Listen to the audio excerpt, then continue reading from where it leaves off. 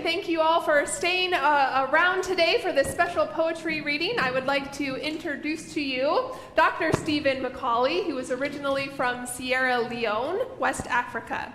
He has spoken at various conferences and he is devoted to the study of African American authors, and he is published in several places, and he considers himself a literary activist. And so we are so grateful to have Stephen here with us today and to have him share some original poetry with us. So with that, I will invite Stephen up and we'll get him all set and ready to go.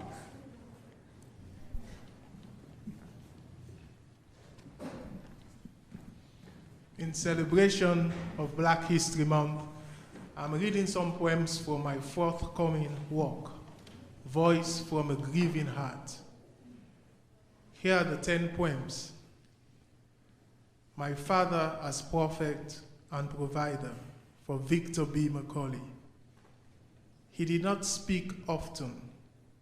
I only heard him when he spoke. My fear of him rewarded my silence. His love was a gentle terror. Out of respect, I was always good. The fierce light in his eyes, a reminder that my life will never succumb to darkness. Here is the second poem, My Father, and for all Black fathers. Sitting across the table from you, I think back to when our bond came down from the mountains. It was a hot day, and the engineers had not left for work. You break a cookie in half like bread, and this sharing, this generosity is what you taught me. That which breaks into crumbs are memories. Your gray hair cut short, and you ask if I know this. How can I tell you that your few spoken words will always be wisdom? And everything I notice is you, and yes, it's you. Our napkins folded in our hands, folded as if our meeting now is prayer. Did I ever tell you that your fatherly eyes are maps, and I will lose myself if I ever looked away? Here is the third poem. It's Black History Month. I wrote this poem mindful of the conflict between our present crisis, Russia and Ukraine. Oh, and Black History Month is here again. I'm afraid our world has become nothing but a cartoon.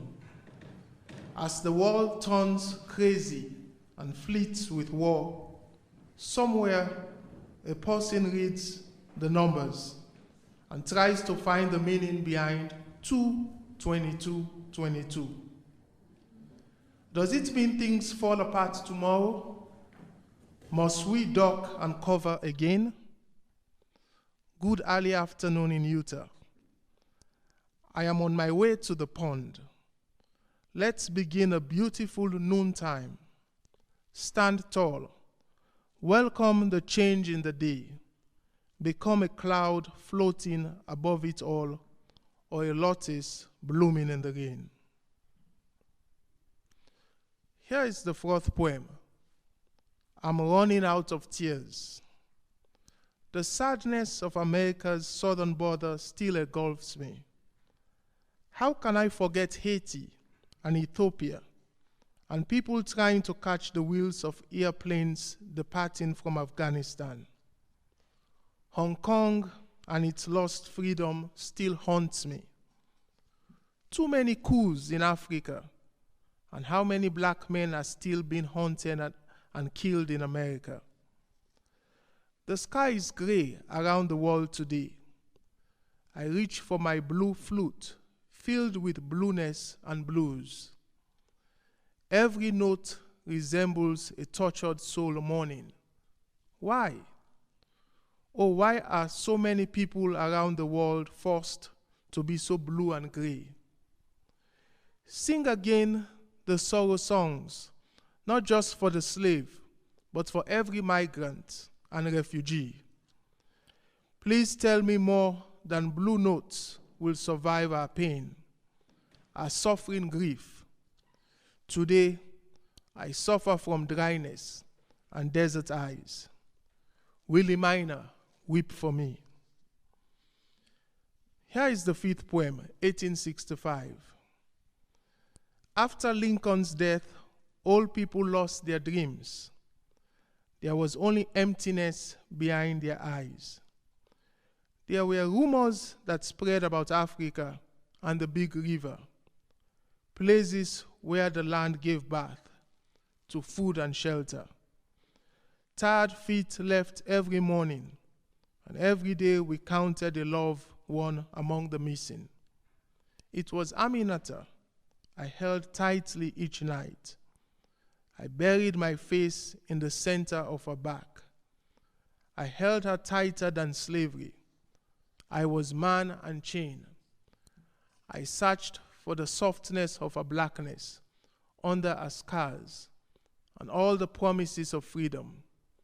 I loved her like the North Star I could not see.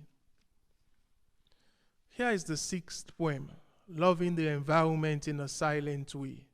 You know, I care about the environment, so I wrote this poem about the environment.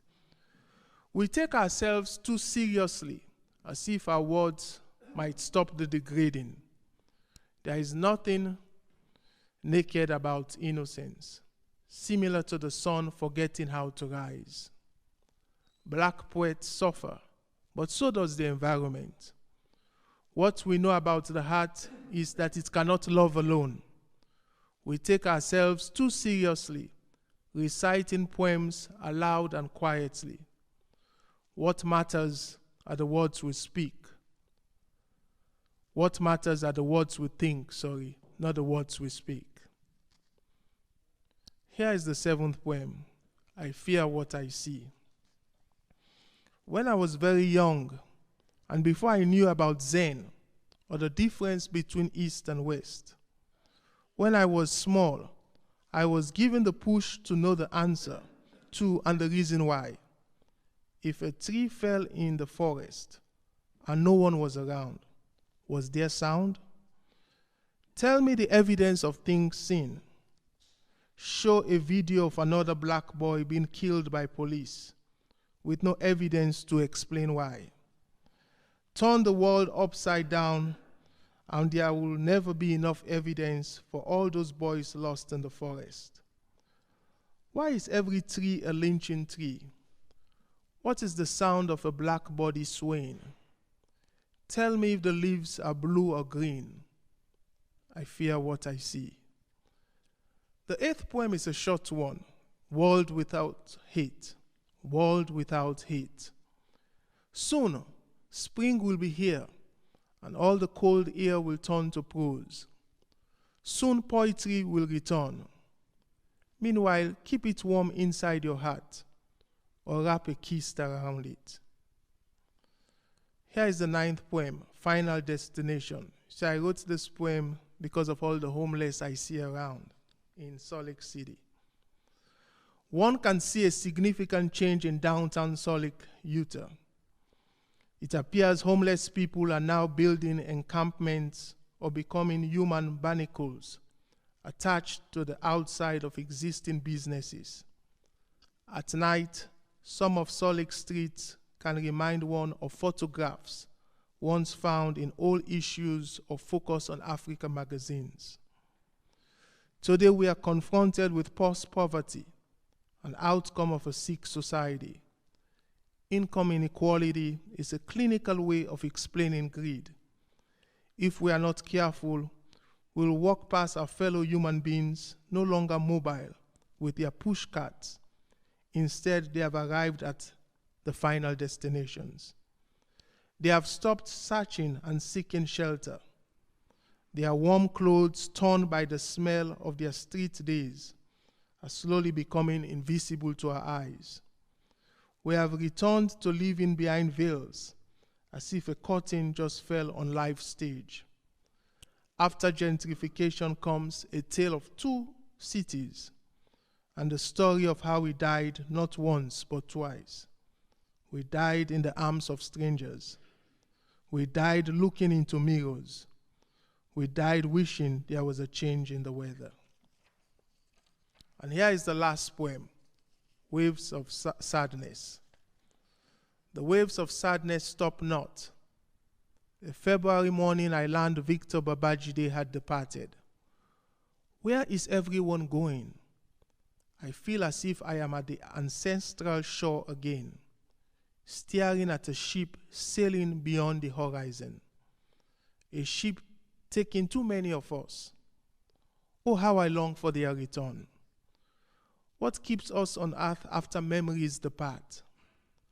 God, teach us the language you only understand. Why so short this sailing? Today, prayers drown our tears.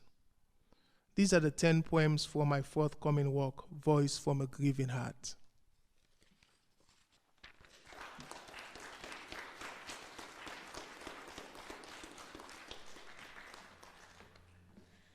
Thank you, Stephen, for those powerful words and for sharing with us today. We are very grateful.